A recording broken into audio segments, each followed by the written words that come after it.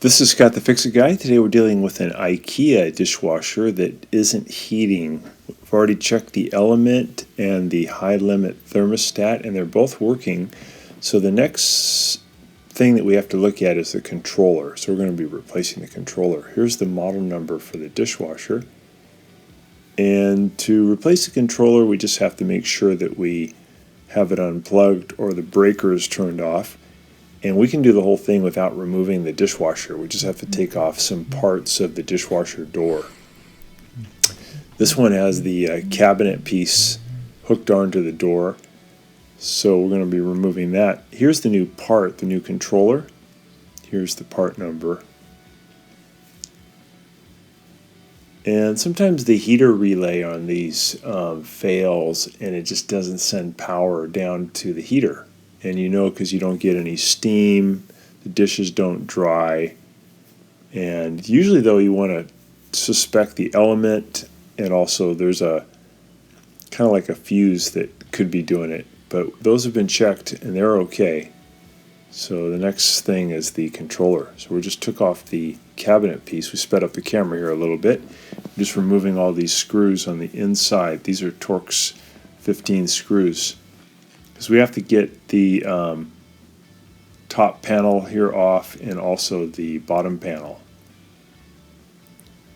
There's a couple on the side too. They're the ones that are holding the control frame in position. So we're getting all these off on the door, and then we can remove that bottom panel.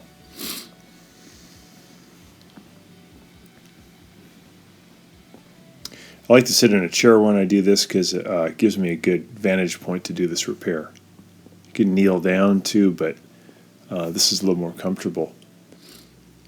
So now we're pulling the control panel, the keyboard out away, and there's a modular connector that connects the keypad onto the controller, and we're going to just press in on that tab and pull it out. So now that's disconnected, and get that out of the way. And there's just a bunch of wires now holding on the controller. Just gotta get these last few screws out so we can get the bottom panel out too, because the bottom panel kind of holds the wires in place and makes it hard to disconnect them. So we're going to lift up on the bottom panel, and that'll get that out of the way. And now we have good access to parts we need to get.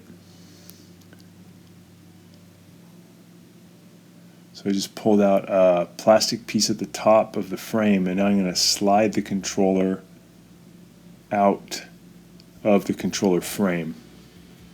Now I have better access to the wires. So take off this little cap, and then we can pull off this main modular connection.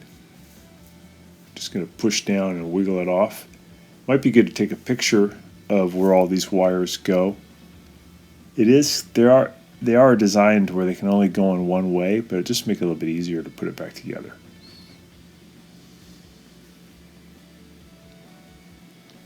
I'm going to press in on the tab, and then we're going to remove each one of these modular connectors. Remember though, before you go to this point, check the element, check the high limit thermostat to make sure that they're okay before you do this, because this is an expensive part.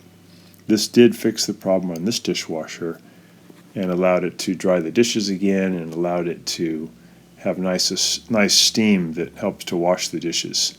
So we got the old one off, here's the new one, and we're just going to do everything in reverse. We're just going to put all those modular connectors back in.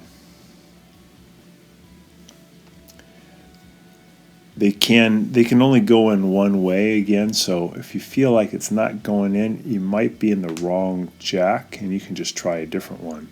That's where that photograph will come in hand. You want to make sure that when you push them in, you sit them all the way down so they're fully connected. And they'll lock into position.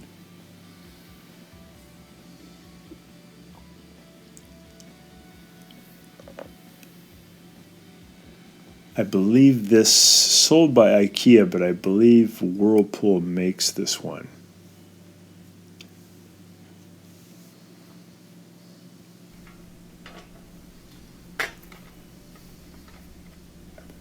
So now we got the controller into the controller frame, and then we're going to slide it up, and we'll add this plastic piece to lock it in.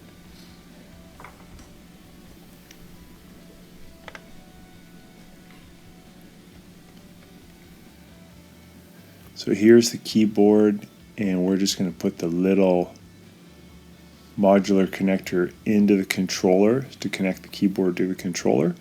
And then we're going to get the controller frame pushed back into this black plastic keyboard assembly.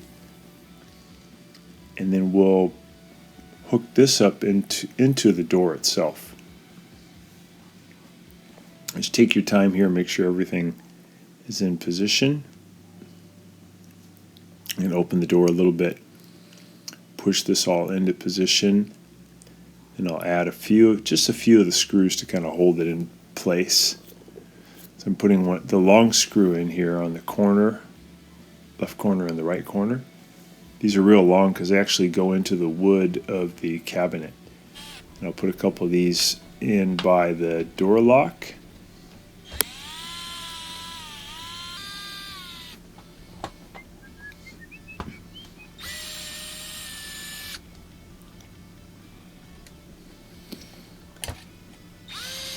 Put a few more in. Again, we sped this up a little bit. Here's the one on the sides.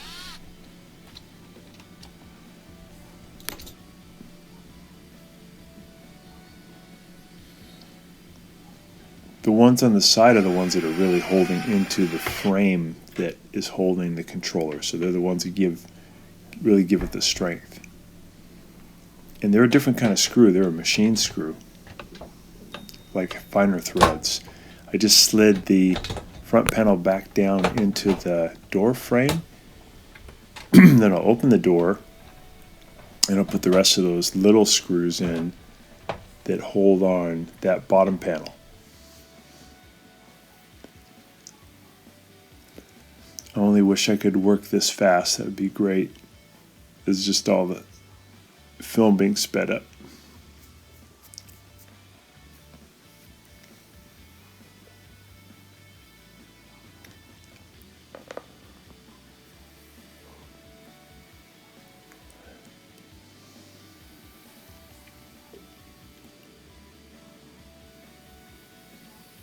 Zip all these in. So if a dishwasher is not heating, sometimes it could be due to the water level not coming up high enough to activate the heater. So you have to make sure it has enough water to come in contact with the heating element. So now we have the front panel slid back on. Then we'll tighten up the screws in the corner. They're the ones that really lock it in and hold it in position.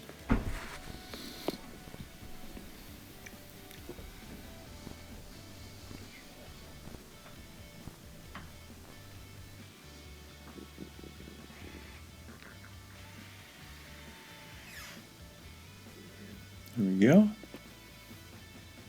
Got that one, and we are done. So thanks so much for watching, and please subscribe to our channel when you get a chance, and I hope this has been helpful to you. Thank you. Bye-bye.